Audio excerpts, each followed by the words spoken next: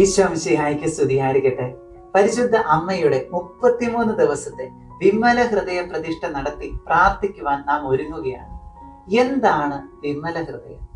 പരിശുദ്ധ അമ്മയുടെ സുഹൃതപൂർണമായ സുന്ദരമായ ജീവിതത്തെ സൂചിപ്പിക്കുവാനാണ് വിമല ഹൃദയം എന്ന പദം ഉപയോഗിക്കുന്നത്.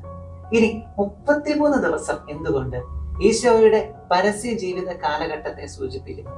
ഇനി എന്തുകൊണ്ടാണ് പരിശുദ്ധ അമ്മയുടെ വിമല ഹൃദയത്തിന് നാം നമ്മെ തന്നെ സമർപ്പിക്കുന്നത്, പ്രതിഷ്ഠിക്കുന്നത്?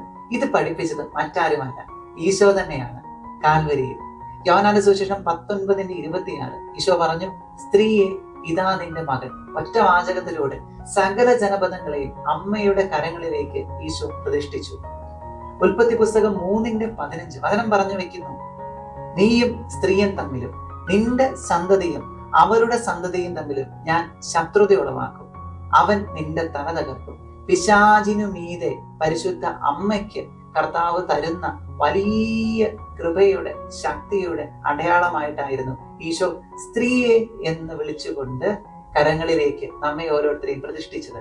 വിമല ഹൃദയ പ്രതിഷ്ഠ എന്ന് പറയുന്നത് വാസ്തവത്തിൽ കാര്യസാധ്യത്തിന് വേണ്ടിയുള്ള ഒരു പ്രാർത്ഥനയല്ല. നേരത്തെ പറഞ്ഞതുപോലെ നാരകീയ പൈശാചിക ശക്തികൾക്കെതിരെയുള്ള ശക്തമായ ഒരു ആയുധമാണ്.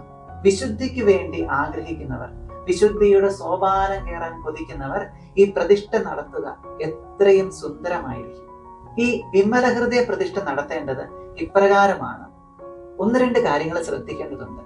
ആദ്യത്തേത് കുമ്പസാര ചൊല്ലിയിരിക്കണം. അതുപോലെ തുടക്കത്തിൽ ഒരു വിശ്വാസ പ്രമാണം ചൊല്ലണം. അതുപോലെ എല്ലാ ദിവസവും ഒരു അധികം ജപമാലയെങ്കിലും ചൊല്ലിയിരിക്കണം. ഇനി രീതി ഇപ്രകാരമാണ്. ഓരോ ദിവസവും അതാതിൻ്റെതായ പ്രാർത്ഥനകളുണ്ട്, ദിവസത്തിന്റെ പ്രാർത്ഥനകൾ, അതോടൊപ്പം പൊതു പ്രാർത്ഥനകൾ. ഇനി ഒരു സൽക്രിയ ഉണ്ടാകും, ഉപേക്ഷ വരുത്താൻ പാടില്ലാതെ ചെയ്യേണ്ട ഒരു കർത്തവ്യമുണ്ടാകും, അതോടൊപ്പം പഠിക്കേണ്ട ഒരു വചനം ഉണ്ടാകും. നമുക്ക് പ്രാർത്ഥിക്കാം. അമ്മേ മാതാവേ, ഈ വിമല ഹൃദയ പ്രതിഷ്ഠ 33 ദിവസം ചൊല്ലി പൂർത്തിയാക്കുവാൻ ഞങ്ങളെ അനുഗ്രഹിക്കണമേ.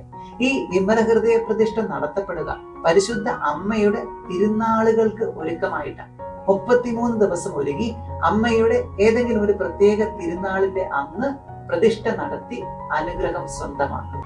നമുക്ക് ഈശോയുടെ ആശീർവാദം സ്വീകരിച്ച് ഈ പ്രതിഷ്ഠ ആരംഭിക്കാം. നമ്മുടെ കർത്താവായ യേശു ക്രിസ്തുവിന്റെ കൃപയും പിതാവായ ദൈവത്തിന്റെ സ്നേഹവും പരിശുദ്ധാത്മാവിന്റെ സഹവാസവും നാം എല്ലാവരോടും കൂടെ ഉണ്ടാകട്ടെ, ഇപ്പോഴും എപ്പോഴും എന്നേക്കും. ആമേൻ. ഈശോ മിശിഹായ്ക്ക് സ്തുതിയായിരിക്കട്ടെ.